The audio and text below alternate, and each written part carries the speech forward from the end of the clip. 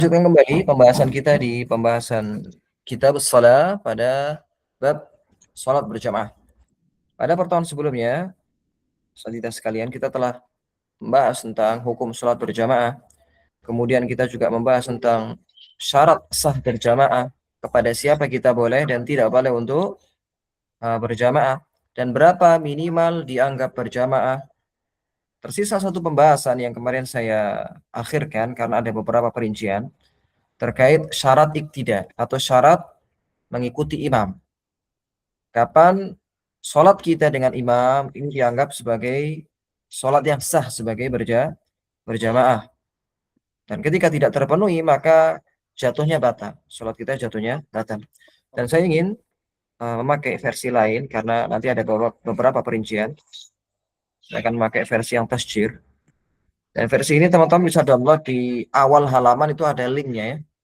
Ada link untuk tertuju kepada tasjir atau bagian-bagian pembahasan. Baik, pembahasan syarat iktida atau syarat mengikuti imam ini ada 3. Di sini saya sebutkan ada 3. Ketika tidak terpenuhi salah satunya, maka sholatnya batal. Sholatnya batal. Ya, jadi bukan terhitung sendiri, bukan, tapi malah batal begitu. Jadi kalau tidak terpenuhi maka sholatnya batal. Dia harus mengulangi sholatnya. Yang pertama, harus ada niat mengikuti imam. Harus ada niat mengikuti imam. Dia tidak boleh mengikat gerakannya dengan gerakan orang lain tanpa ada niat berjamaah. Kalau dia tidak ada niat berjamaah mengikuti orang lain, ya maka tidak sah iktidanya. Atau sholatnya tidak sah. Jadi di awal ketika dia menjadi makmum, dia niatkan niat jamaah, begitu sudah cukup. Atau niat mengikuti imam fulan, begitu misalkan. Ya, agar dia dianggap sebagai berjamaah, atau dia niat menjadi makmum, begitu juga tidak masalah. Jadi niat menjadi makmum atau niat berjamaah atau niat mengikuti imam A, begitu. Meskipun tidak disebutkan namanya, mengikuti imam begitu sudah cukup. Baik, ini syarat yang pertama. Syarat yang kedua, wa alla yataqaddama 'ala al-imami bi ruknaini fi'liyaini wa la yatakhallafu bihima illa li udhrin. Baik.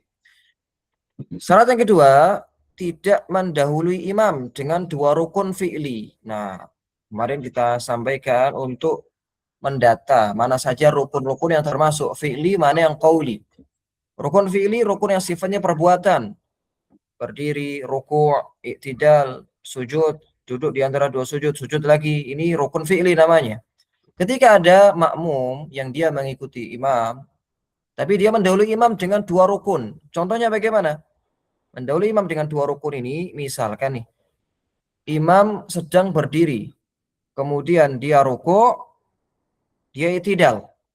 Ruku', i'tidal. Sudah berapa rukun ini?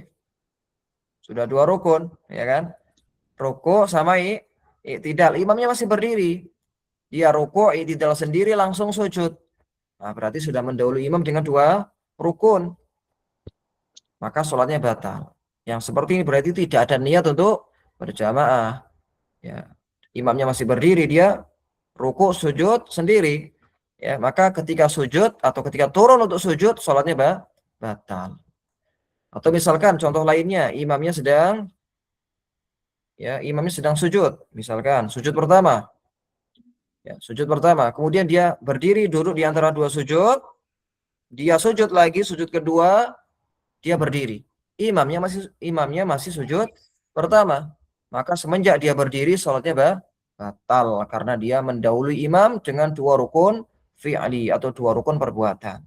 Contoh lainnya, kalau tadi kan imam masih dalam posisi yang sama ya. Misalkan contoh lainnya, imam masih berdiri, dia ruku'. Imam ruku', dia i'tidal. Sudah 1 rukun nih berarti. Kemudian dia sujud, ya, imam i'tidal. Dia sujud, imam i'tidal, berarti sudah 2 rukun. Ini sering terjadi nih. Ya, jadi dia mendahului imam padahal imam masih di posisi sebelumnya. Imam masih berdiri, dia ruku'. Imam ruku', dia i'tidal. Ya, imam i'tidal, dia ruku'. Dia sujud. Nah, berarti sudah 2 rukun dia mendahului imam. 2 rukun fi'li secara berkesinambungan. Adapun kalau satu rukun saja yang dia dahulukan atau dia lebih dahulu dari imam, mendahului imam dengan satu rukun, tidak sampai membatalkan, tapi hukumnya haram. Hukumnya apa? Haram. Seperti misalkan tadi, imam masih berdiri, dia ruku'. Kemudian imam ikut ruku' bersamanya. Nah, ini haram hukumnya. Karena dia mendahului imam dengan satu rukun. Mendahului imam dengan satu rukun. Satu rukun yang sempurna di sini ya. Dan itu hukumnya apa? Hukumnya haram. Tapi tidak membatalkan salat. Tidak membatalkan salat. Dan dia wajib untuk kembali lagi sebenarnya. Wajib untuk kembali lagi. Ketika dia mendahului imam dengan ruku', maka dia kembali lagi berdiri menunggu imam.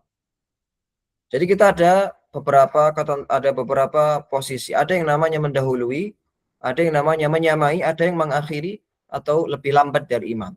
Nah, yang dijelaskan penulis di sini adalah mendahului. Ini hukumnya membatalkan dan nanti mengakhirkan diri juga membatalkan. Adapun menyamai imam, imam ruku' ikut ruku' juga sama begitu ruku'nya. Imam i'tidal dia sama i'tidalnya dengan imam. Imam sujud dia membaring imam dengan sujudnya, maka hukumnya makruh.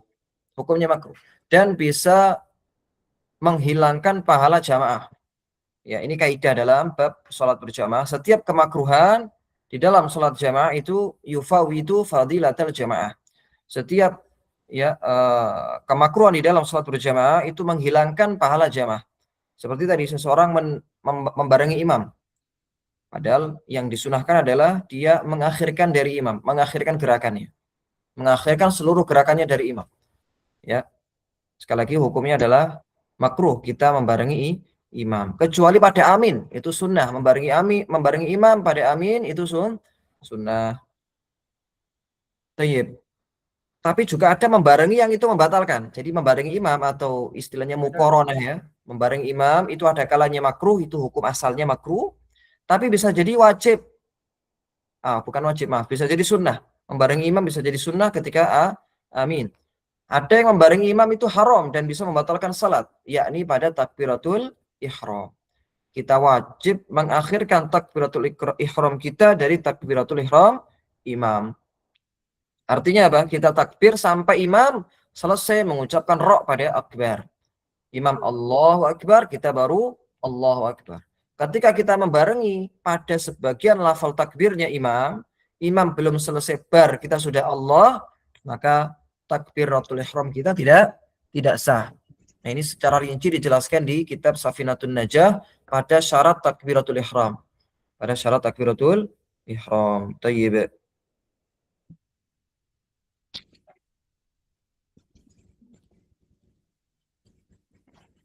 Kemudian yang kedua, tidak tertinggal dua rukun fi'li dari imam kecuali karena uzur. Jadi sebenarnya yang pertama tadi juga kalau ada uzur dimaafkan. Kalau ada uzur itu tidak membatalkan.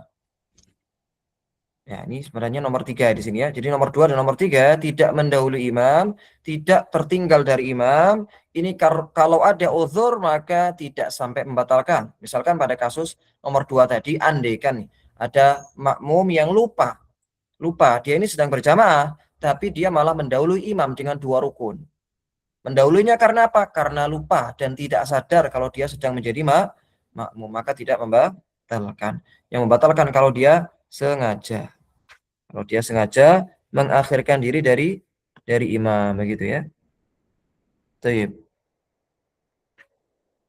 Kemudian berikutnya, tidak mengakhirkan diri, tidak tertinggal atau tidak mengakhirkan diri dari imam dengan 2 rukun juga. Ya, berarti kebalikannya. Kebalikan dari yang pertama tadi. Imam sudah ruku, kita masih berdiri. Imam sudah i'tidal, kita masih berdiri juga. Imam sujud, kita masih berdiri. Nah, sejak imam itu sujud, maka batal sholat kita. Berarti juga sama ini, tidak niat untuk berjamaah. Imamnya sudah sujud, dia masih berdiri. Atau yang mirip dengan kasus sebelumnya, imam ruku, kita masih berdiri. Imam i'tidal, kita baru ruku. Kemudian imam sujud, ya kita baru i'tidal. Ini berarti mengakhirkan diri dari imam dengan 2 rukun. Ustaz, bagaimana kalau hanya 1 rukun saja? Kalau hanya 1 rukun tidak sampai membatalkan, tapi hukumnya makruh. Ya, kita bedakan ya, kalau mendahulukan atau mendahului imam tadi 1 rukun itu haram, tapi kalau mengakhirkan diri dari imam 1 rukun itu makruh. Tapi kalau sama-sama dua rukun, maka haram dan membatalkan. Haram dan membatalkan. Nah, di sini dikecualikan kalau ada uzur. Uzur itu contohnya apa? Nah, di sini dijelaskan oleh penulis, contohnya misalkan orang yang lupa membaca Al-Fatihah, lupa baca Al-Fatihah. Nah, di sini wala yatakhallaf, atau di sini tidak disebutkan oleh penulis ya uzurnya, ini saya sebutkan sebagai tambahan. Uzurnya seperti lupa baca Al-Fatihah. Imamnya sudah rukuk, dia lupa baca Al-Fatihah, maka dia wajib untuk takhalluf atau mengakhirkan diri dari imam. Sini kan wala yatakhallafa bihima illa li'udhrin kaman nasiyal Fatihah au syakka fiha ba'da ruku'i imamihi au kana bati'al qira'ah fayutimmuha wa yu'dharu ila tamamir rak'ah. Nah, ini ya. Jadi seperti ini kasusnya. Ada orang yang masih dalam keadaan berdiri. Sekali lagi ini masih dalam keadaan berdiri. Dia lupa belum membaca Al-Fatihah, sedangkan imam sudah rukuk. Apa yang dia lakukan? Dia tidak boleh ikut rukuk bersama imam. Dia wajib meneruskan Al-Fatihah. Sampai apa ya? Sampai selesai Al-Fatihahnya. Atau dia ragu-ragu. Imam sudah rukuk, dia bimbang. Sudah baca atau belum? Maka hukum asalnya dia belum baca. Dia belum baca. Dia wajib membacanya sampai selesai. Atau orang yang bacaannya lambat. Ini bukan karena imamnya kecepatan. Dia bacaannya lambat. Baik karena lidahnya yang memang ada kelainan, atau dia sengaja melambatkan bacaan. Ya, dia sengaja melambatkan alhamdulillahi rabbil alamin. Dilambatkan. Imamnya standar bacanya. Imamnya rukuk, dia masih maliki yaumiddin. Nah, seperti ini dia wajib meneruskan Al-Fatihah. Sesuai dengan kaidah sebelumnya, membaca surat Al-Fatihah ini wajib atas imam, makmum, dan juga munfarid. Munfarid. Demikian.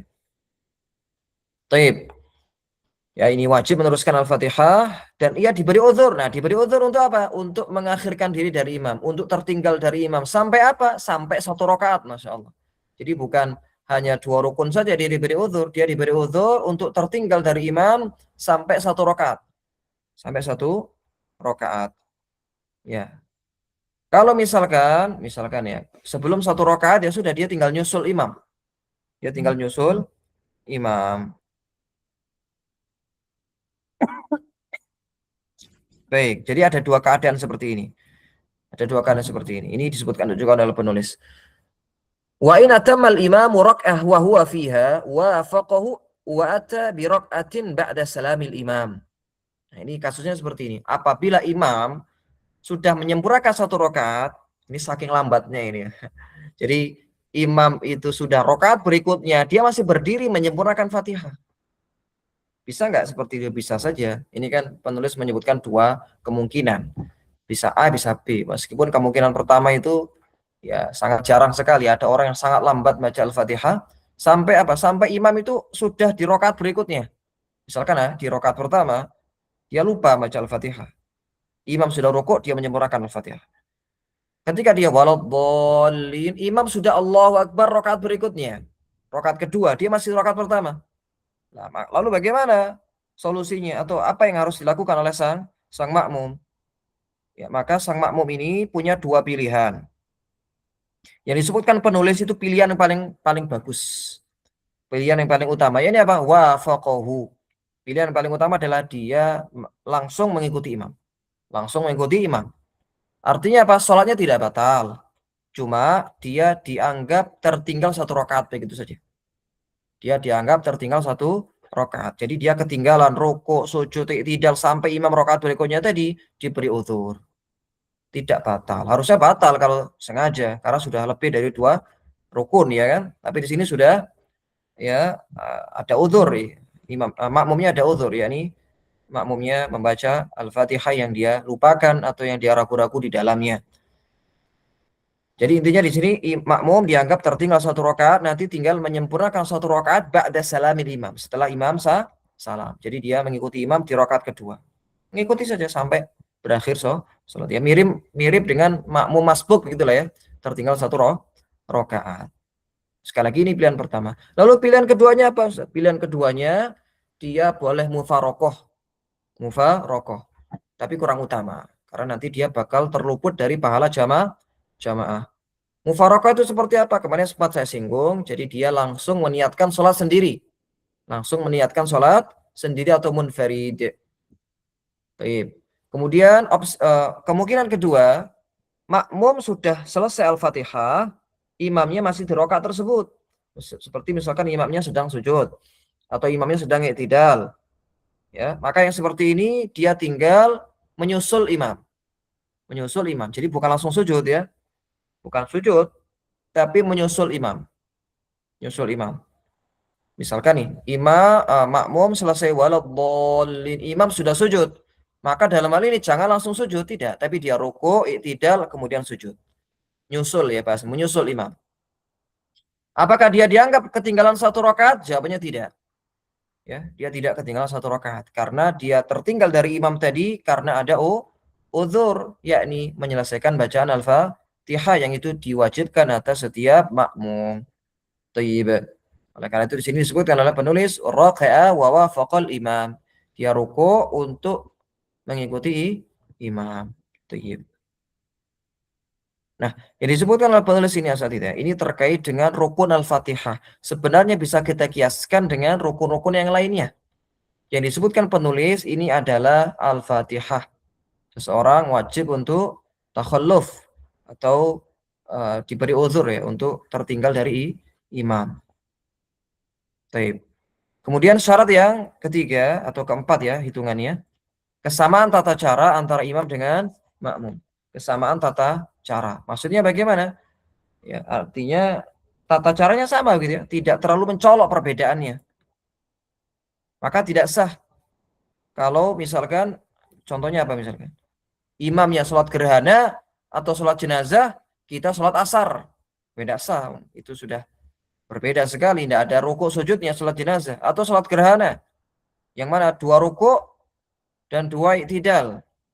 Berbeda atau dua berdiri ya. Dua qiyam dan dua rukuk. Berbeda. Kecuali kalau dia sholat gerhana model tanpa dua rukuk ya. Itu sah-sah saja.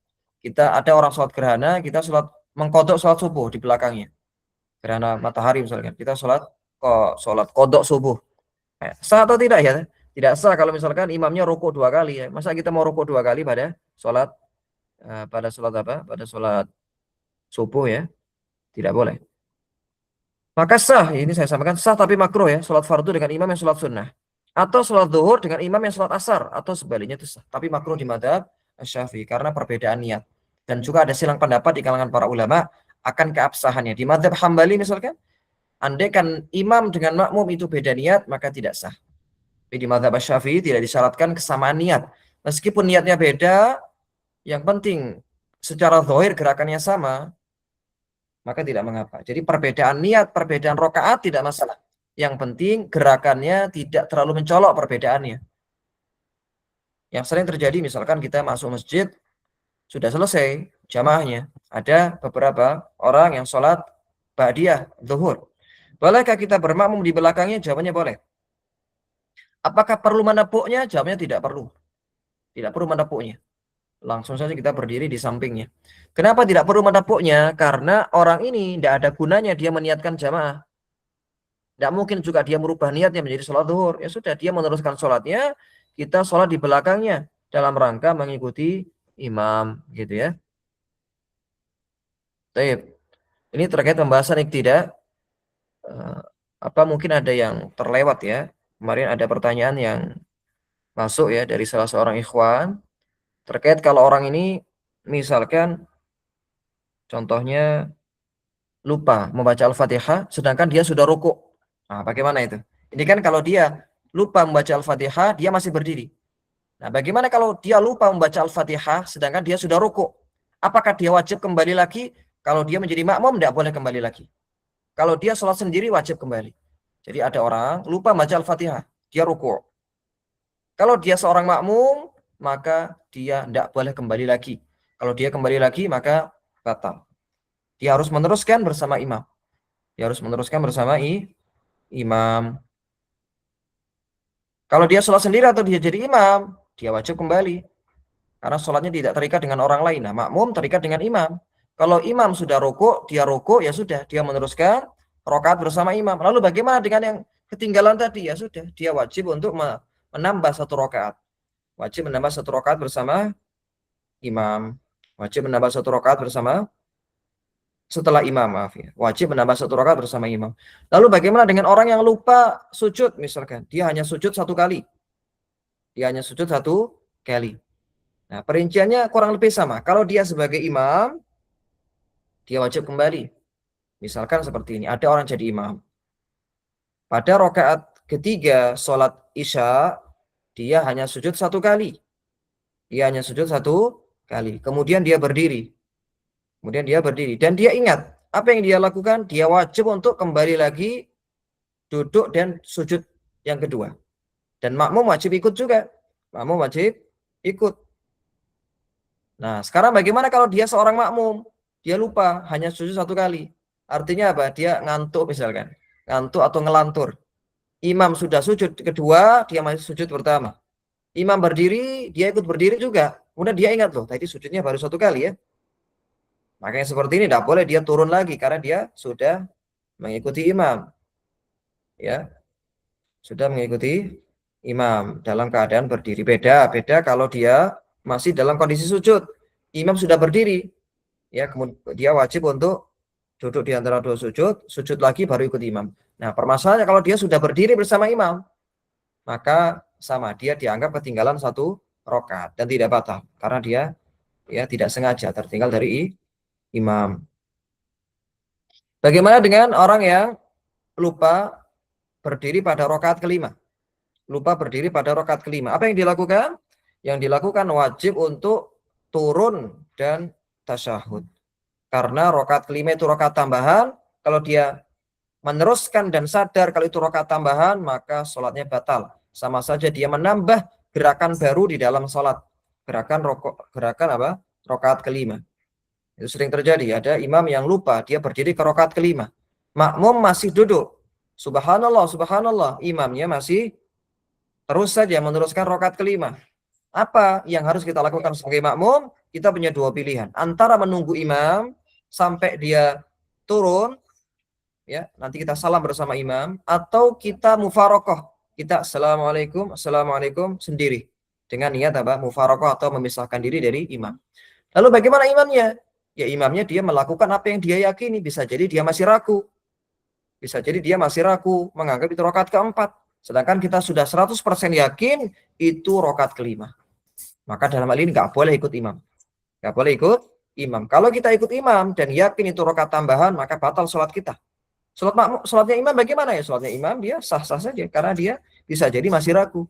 Kita yang yakin nggak boleh ikuti imam. Tapi makmumnya ragu bagaimana? Makmumnya ikut ragu juga loh. Ini kok berdiri imamnya? Jangan-jangan saya yang salah duga ini.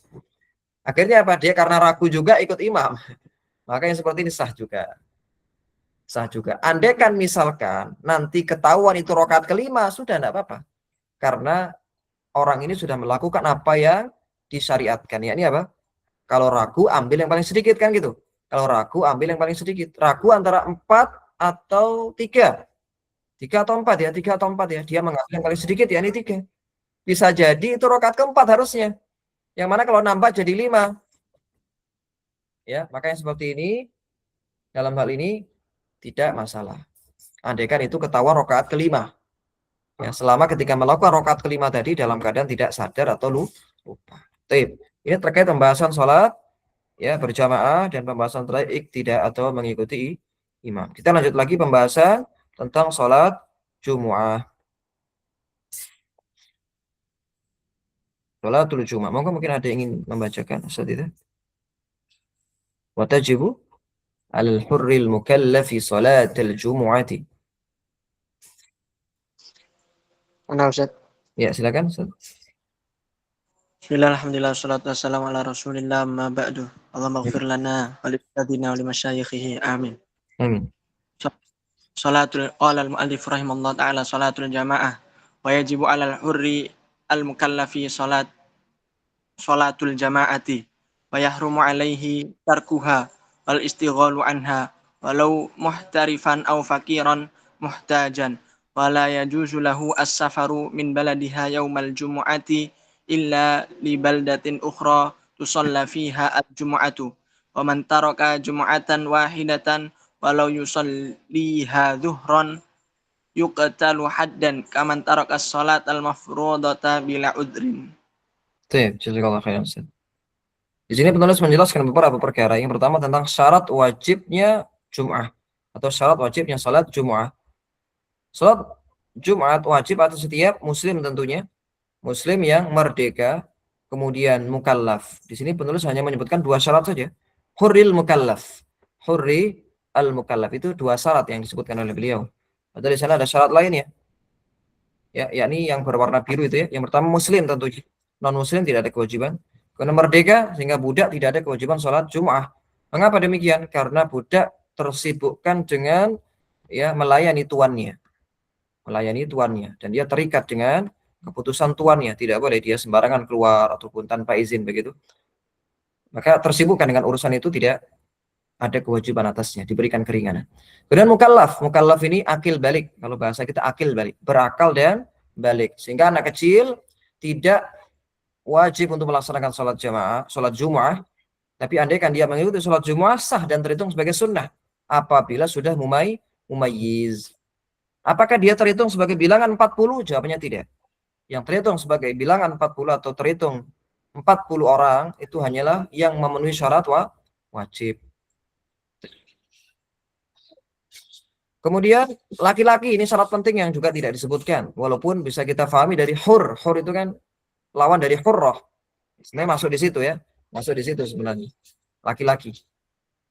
Artinya perempuan tidak wajib, tapi andaikan perempuan menghadiri sholat Jumu'ah, maka tidak kita ingkari dan dia gugur kewajiban Jumat nantinya. Baik. Kemudian berikutnya berstatus mukim dan dalam keadaan sehat. Berstatus mukim artinya musafir, tidak ada kewajiban untuk sholat Jumu'ah. Andaikan musafir ini dalam keadaan safar ketika hari Jumat, dia boleh untuk takhalluf atau meninggalkan sholat Jumu'ah dengan syarat yang nanti akan saya sebutkan. Kemudian dalam keadaan sehat, artinya orang sakit yang mana memberatkan dirinya untuk berangkat Jumatan, maka boleh untuk tidak Jumatan. Meskipun sakitnya tidak terlalu parah. Sakitnya ini membuatnya berat lah intinya untuk ke masjid. Membuatnya tidak khusyuk begitu. Maka dalam hal ini dia boleh untuk tidak Jumatan. Dan menggantinya dengan salat zuhur. Taib. Kemudian penulis menjelaskan masalah penting. Tadi kita sebutkan musafir boleh untuk tidak Jumatan. Apakah setiap musafir boleh untuk tidak Jumatan? Jawabannya tidak demikian. Ada syarat-syaratnya. Syarat paling utama adalah dia wajib atau dia boleh untuk meninggalkan Jumu'ah apabila meninggalkan wilayahnya atau dia keluar dari kelurahannya sebelum subuh. Artinya apa? Dia memulai safar sebelum subuh. Memulai safar sebelum subuh. Sebagaimana nanti akan disebutkan. Tapi di sini terus juga menyebutkan apa hukum orang yang meninggalkan Jumatan. Hukumnya haram. Haram bagi seseorang meninggalkan sholat Jumu'ah atau menyibukkan diri darinya setelah berkumandang azan kedua. Jadi seseorang tidak boleh lagi melakukan aktivitas yang terkait dengan ekonomi, terkait dengan pekerjaan, jual beli ataupun yang semisalnya setelah azan kedua. Setelah azan kedua wajib atas setiap muslim yang memenuhi syarat tadi untuk menuju masjid. Ya, orang fakir ataupun seorang pekerja yang sedang sibuk dengan pekerjaannya harus langsung meninggalkannya. Harus langsung meninggalkannya. Tidak boleh dia meninggalkan Jumatan misalkan karena faktor pekerjaan atau karena faktor dia orang miskin, ya membutuhkan sedang mencari harta atau sedang mencari penghasilan dan sebagainya, tidak boleh. Dia harus bergegas menuju masjid untuk melaksanakan sholat Jumat. Sebagaimana yang Allah perintahkan, idza nudiya lis-salati min yaumil jumu'ah fas'au ila dzikrillah wa dzarul bai'. Apabila telah diseru untuk melaksanakan sholat pada hari Jumat, fas'au ila dzikrillah. Segeralah untuk mengingat Allah dengan melaksanakan salat. Wa dzarul bai', dan tinggalkanlah segala jenis jual beli termasuk segala jenis profesi pekerjaan, tinggalkan semuanya. Kecuali profesi yang sangat darurat sekali yang ketika ditinggalkan ini bisa membahayakan jiwa dia atau jiwa orang lain. Atau bisa membahayakan harta orang lain misalkan. Maka dia diberi uzur untuk tidak Jumatan. Seperti seorang dokter yang sedang merawat pasiennya. Atau seorang dokter yang sedang mengoperasi pasiennya. Yang mana tidak bisa ditunda. Atau seorang satpam yang sedang menjaga bank. Misalkan. Kalau ditinggal ini rawan ada perampokan, pencurian. maka dia diberi uzur. Taib. Kemudian yang berikutnya tidak boleh atau haram atas orang yang wajib sholat Jumat safar dari wilayahnya pada hari Jumat. Nah ini kan haram kita safar di hari Jumat setelah subuh, hukum asalnya pada hari Jumat, kecuali bila safarnya menuju wilayah lain yang ditegakkan sholat Jumat di dalamnya. Jadi apa hukum safar di hari Jumat? Jawabannya boleh. Ya, jawabannya boleh. Jawabannya boleh. Selama kita sholat Jumat di tengah perjalanan nanti. Selama kita sholat Jumat di tengah perjalanan, maka tidak masalah. Ya, selama kita sholat Jumat di tengah perjalanan, maka tidak masalah. Misalkan nih, kita safar dari Jakarta menuju Jawa Tengah. Safarnya setelah subuh, safarnya jam 7 pagi. Kalau kita yakin nanti bisa sampai Jawa Tengah sebelum waktu zuhur atau ketika waktu zuhur, maka boleh. Atau kita yakin nanti bakal berhenti di tengah jalan, juga boleh untuk melaksanakan sholat Jumat. Nah, yang keliru atau yang ini dari awal sudah tidak boleh ya. Ketika kita naik kereta dan keretanya itu tidak akan berhenti ketika waktu Jumatan. Misalkan dari Jakarta ke Solo. Keretanya berangkat jam 8, nyampe jam 2. Artinya apa? Ketika waktu Jumatan dia sedang berada di kereta dan tidak mungkin turun ya kan. Maka dalam hal ini sejak awal dia tidak boleh pesan tiket di hari itu. Tidak boleh. Ya, tidak boleh. Kenapa? Dia bakal terlewat dari sholat Jum'ah. Berbeda kalau keretanya pukul 3 pagi. Ya, hari Jumat dia berangkat jam 3 pagi dari Pasar Senen misalkan. Ya, Jakarta Pusat. Kemudian nyampe di Solo misalkan nih jam 1 sudah selesai sholat Jum'ahnya. Apakah yang seperti ini boleh? Jawabannya boleh. Ya, jawabannya boleh. Karena dia safar sebelum waktu subuh. Sedangkan orang itu kalau sudah masuk waktu subuh itu sudah wajib Jumatan di hari itu. Ya, sudah wajib Jumatan. Tapi kalau dia safarnya sebelum subuh, maka dia boleh untuk tidak Jumatan. Tapi lebih utama kalau dia safar di hari Jumat, diusahakan tetap sholat Jumat.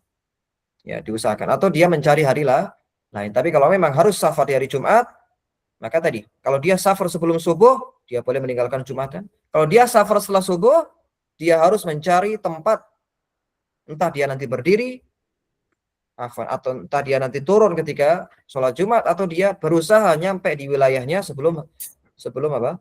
Sebelum habis sholat Jumatnya. Baik. Jadi ini ya, ini terkait hukum safar di pagi hari Jumat. Hukum asalnya haram. Kecuali kita yakin nanti bisa sholat di tengah jalan atau bisa sampai di tempat tujuan dan masih ada waktu sholat Jumat atau masih ditegakkan sholat Jumat dan kita bisa mengikutinya. Begitu. Nah, jadi itu ya, musafir tidak semuanya dia boleh meninggalkan Jumat, hanya musafir yang safar sebelum subuh. Dan tentunya tujuan safarnya adalah untuk ya, tujuan safarnya untuk sesuatu yang mubah, bukan untuk sesuatu yang haram gitu ya.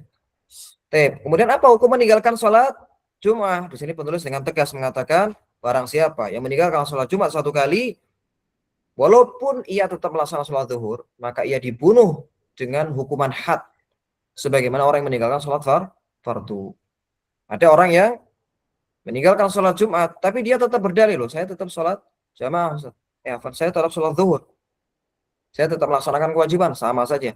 Dia meninggalkan sholat Jumat tanpa udzur, sekali lagi tanpa udzur. Apa saja udzur meninggalkan sholat Jumat? Itu banyak. Ya, banyak. Nanti insya Allah kalau ada kesempatan kita akan kaji di matan yang lainnya. Ada di sana udzur-udzur seseorang itu boleh meninggalkan sholat Jumat, boleh. Meskipun dia segar bugar, boleh dia meninggalkan sholat Jumat pada beberapa kondisi. Ada beberapa kondisi. Sebentar, sebentar.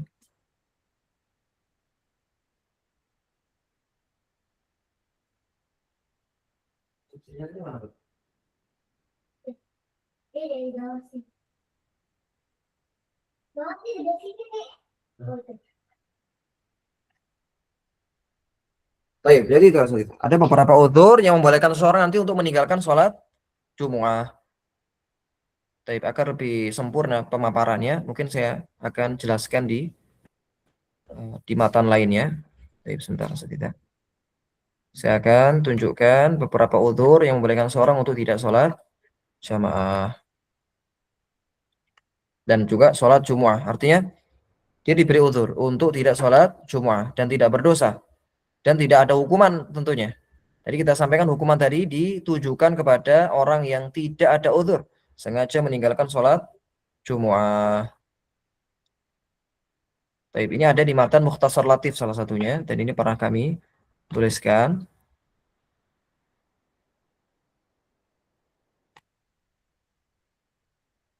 Jadi matan Mukhtasar Latif ini termasuk di antara matan yang cukup luas yang membahas tentang fikih ibadah.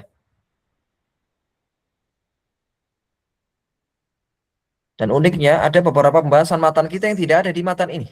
Ini sebenarnya matan-matan ilmiah atau kitab-kitab yang menghimpun permasalahan fikih itu saling melengkapi. Ada kalanya matan lebih tinggi itu tidak menyebutkan masalah yang ada di matan di bawahnya.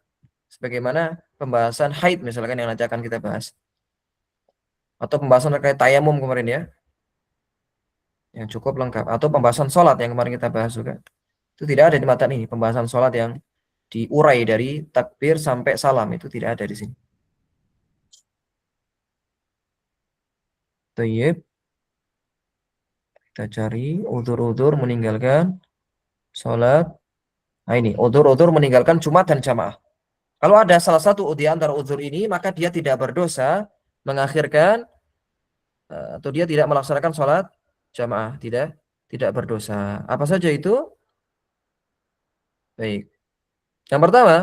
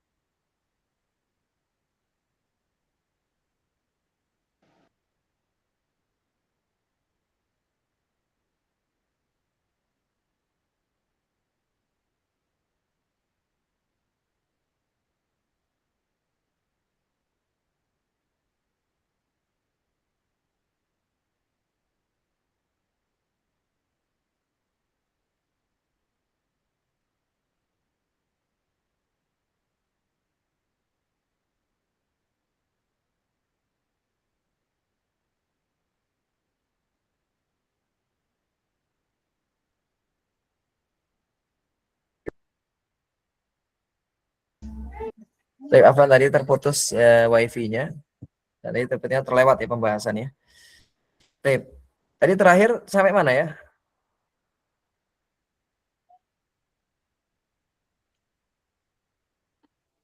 Terkait Sampai hukum meninggalkan sholat Jum'ah ya. Mau Benar. menyebutkan uzur-uzurnya Ustaz. Oh iya, Mukhtas, udur-udurnya tadi ya. ya Tadi mukhtasar lah. tadi kita sebutkan beberapa udur di mana kalau itu ada pada diri seseorang maka dia tidak berdosa. Dia tidak berdosa meninggalkan sholat.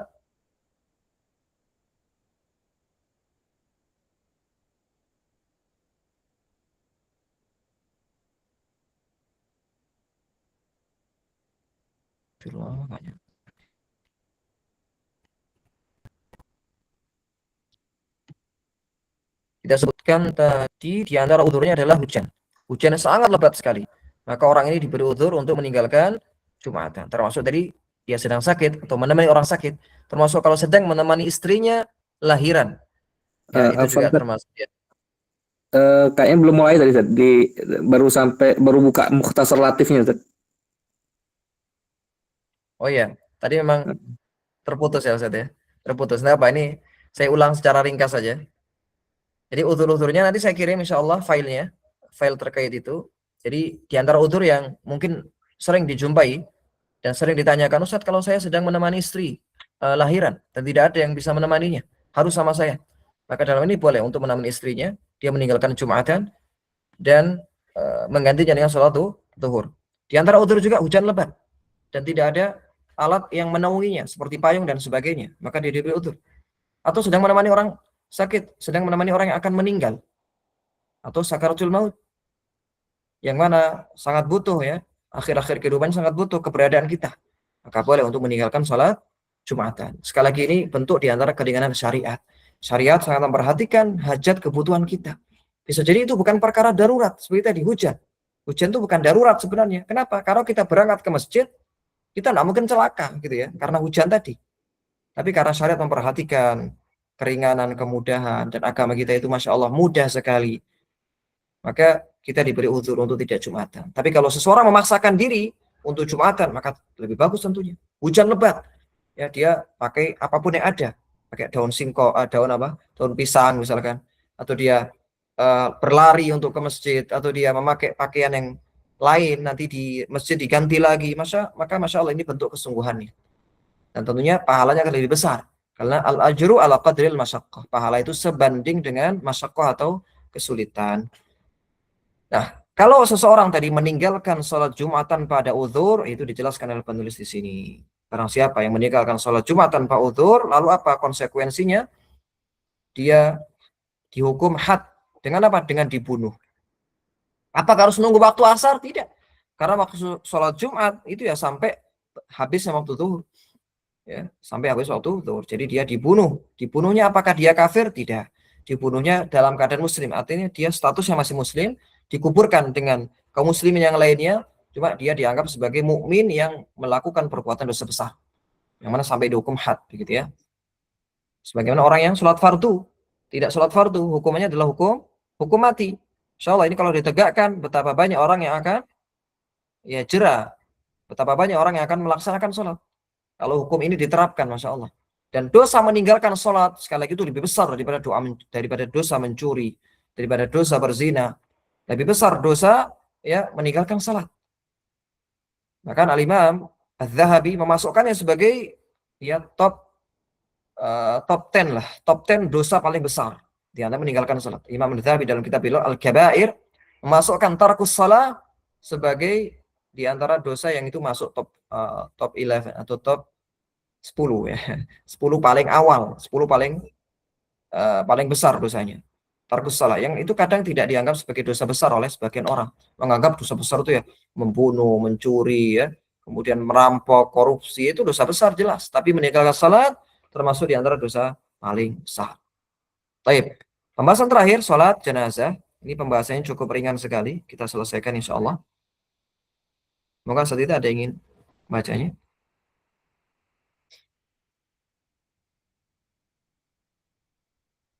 Wa amma salatul janazati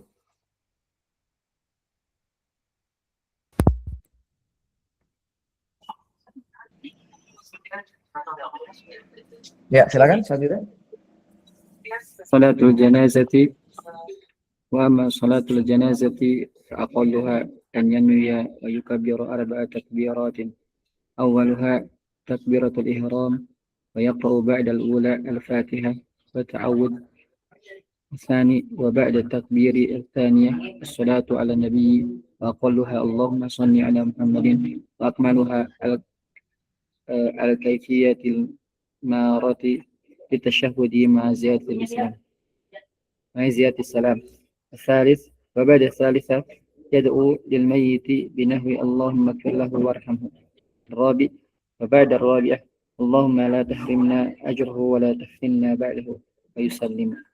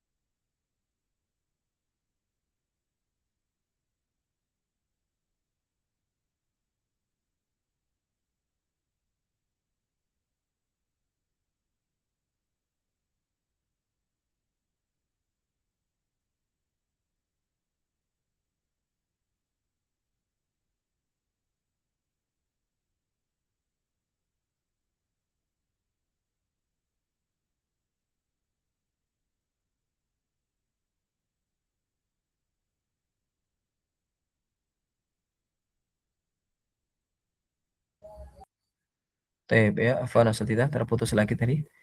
Ya, kita lanjutkan pembahasan sholat jenazah, pembahasan terakhir pada pembahasan sholat. Ya, umumnya kalau kita membaca kitab-kitab fikih ibadah di bab terakhir atau fiqhul janaiz, mereka membahas mulai dari memandikan, mengkafani, mensolati dan menguburkan. Tapi pada pembahasan kita ini penulis hanya menjelaskan sholat jenazah saja. Karena terkait dengan sholat itu hanya pembahasan sholat jenazah sebenarnya. Ada pun pembahasan memandikan, pembahasan mengkafani, pembahasan menguburkan, itu pembahasan tawabi namanya. Tawabi atau pembahasan yang itu disertakan dengan pembahasan sholat. Karena para ulama menganggap pembahasan sholat atau ibadah sholat di dalam pengurusan jenazah itu yang paling mulia. Yang paling mulia karena dia ada doa di sana, ada doa. Adapun pembahasan lainnya itu diikutkan karena memang ya sangat relevan. Kalau tidak dibahas di situ kapan lagi dibahas? Memandikan, mengkafani, menguburkan itu pembahasan yang sifatnya wajib. Tapi karena penulis hanya menyebutkan pembahasan salat, kita akan cukupkan pada pembahasan ini. Nanti saya akan berikan file untuk bahan bacaan terkait dengan tata cara memandikan, mengkafani, begitu pula menguburkan secara detail insya Allah. Tapi kita fokus pada apa yang disebutkan oleh penulis. Salat jenazah ini hukumnya fardu kifayah. Punya fardu kifayah. Walaupun ada satu orang yang melaksanakannya, maka sudah gugur atas yang lainnya. Dan sholat jenazah dilakukan dengan syarat sudah dimandikan. Apabila mayat belum dimandikan, maka tidak sah sholat jenazahnya. Apakah setiap mayat itu disolati? Jawabnya tidak. Yang disolati hanyalah orang yang wafat bukan dalam keadaan syahid. Satu. Jadi orang yang mati syahid tidak disolati. Bahkan haram disolati. Sebagai bentuk isyarat bahwa mereka ini sudah diampuni dosanya. sampai-sampai tidak disolatkan, tidak didoakan dengan rahmat dan ampunan, karena sudah seakan-akan sudah diampuni dosanya, karena besarnya pahala yang mereka dapatkan. Kemudian yang kedua, bayi yang keguguran. Bayi yang keguguran dan keluar dalam keadaan tidak bernyawa, itu tidak disolati. Jadi ada seorang ibu melahirkan anak usia 6 bulan misalkan, ketika keluar sudah mati, sudah wafat di dalam kandungan, maka dalam hal ini tidak ada kewajiban mensolati. Beda kalau keluar ini dalam keadaan menangis, dalam keadaan bergerak, ada tanda-tanda kehidupan, tapi kemudian wafat setelahnya karena mungkin terlalu banyak menelan air ketuban misalkan, wafat ketika sudah keluar, maka yang seperti ini disolati. Yang tidak disolati kalau seorang ibu melahirkan bayi yang mati dalam kandungan, itu tidak disolati. Baik. Kemudian sholat jenazah di sini dijelaskan tata caranya oleh penulis. Tata caranya seperti ini: berniat. Yang pertama berniat, kemudian bertakbir sebanyak 4 kali. Bertakbir sebanyak 4 kali. Takbir pertama itu takbiratul ihram, itu hukumnya wajib, ya rukun. Lalu dia membaca Al-Fatihah dengan ta'awudz setelah takbir pertama. Di takbiratul ihram itu rukun, membaca Al-Fatihah itu juga rukun. Adapun ta'awudz itu sunnah, dan itu dilakukan setelah takbir pertama. Kemudian takbir lagi, mengangkat tangan, ya sunnah mengangkat tangan. Lalu membaca salawat atas Nabi, minimal dengan mengucapkan Allahumma shalli ala Muhammad. Paling sempurna dengan salawat Ibrahimiyah, sebagaimana yang sudah berlalu pada tasyahud. Disertai dengan salam, Allahumma shalli wa sallim ala Nabiina Muhammadin wa ala alihi wa ashabi ajmain misalkan. Tapi kalau pada salat Ibrahimiyah tidak ada salamnya ya. Pada salat Ibrahimiyah tidak ada salamnya, tapi beberapa redaksi ada salamnya. Tapi andaikan kita memilih redaksi yang tidak ada kalimat salamnya, tidak masalah juga. Allahumma shalli ala Muhammad wa ala ali Muhammad kama shallaita ala Ibrahim wa ala ali Ibrahim. Tidak ada kalimat salam sama sekali. Maka tidak masalah, karena memang kalau tidak ada lafal salam pada teks ataupun redaksi yang datang dari Nabi, maka tidak sampai makruh. Makruh itu kalau kita membuat lafal salawat tersendiri tanpa salam. Itu makruh hukum asal di madzhab Asy-Syafi'i. Kemudian takbir ketiga kita membaca doa untuk mayit. Allahumma firlahu warhamhu minimal. Atau Allahumma firlahu saja sudah cukup. Kalau mayatnya laki-laki, Allahumma firlahu. Kalau mayatnya perempuan, Allahumma firlaha. Kemudian setelah takbir keempat, kita membaca doa juga. Ini ada silang pendapat ya di kalangan para ulama. Di takbir keempat, di pendapat Imam Syafi'i itu tetap disunahkan berdoa dengan doa Allahumma la tahrimna ajrahu wa la taftinna ba'dahu. Allahumma la tahrimna ajrahu wa la taftinna ba'dahu. Ya Allah, janganlah engkau halangi pahalanya yang akan sampai kepada kami, dan janganlah engkau memberi fitnah kepada kami sepeninggalnya. Tayyib. Sebagian ulama mengatakan sunahnya diam sejenak langsung salam. Di madzhab Syafi'i ada kesunahan membaca doa sebagaimana yang kita sampaikan, tapi tidak wajib. Tidak wajib. Yang wajib itu yang pertama takbir pertama saja yang wajib ya. Kemudian bacaan Al-Fatihah kedua, kemudian Allahumma shalli ala Muhammad salawat, tiga Allahumma firlahu. Jadi 4 doa ini yang wajib, termasuk nanti salam pertama. Jadi rukun qauli atau rukun qauli dalam salat jenazah itu 5, takbiratul ihram, kemudian Al-Fatihah, salawat atas Nabi, doa atas mayit, doa kepada mayit ya Allah maghfirlahu, kemudian salam pertama pada salat jenazah. Ini yang wajib. Adapun selainnya membaca ta'awudz, kemudian berdoa Allahumma la tahrimna ajra wa la taftina ba'dahu, ini hukumnya sunnah. Andaikan ditinggalkan pun tidak masalah. Tapi demikian asatidz pembahasan terkait salat jenazah. Ada beberapa perincian yang mungkin tidak kita sebutkan. Insyaallah nanti akan teman-teman jumpai pada PDF yang saya kirimkan di grup insyaallah taala. Baik, monggo, mungkin ada yang ingin ditanyakan atau didiskusikan terkait materi kita, asatidz.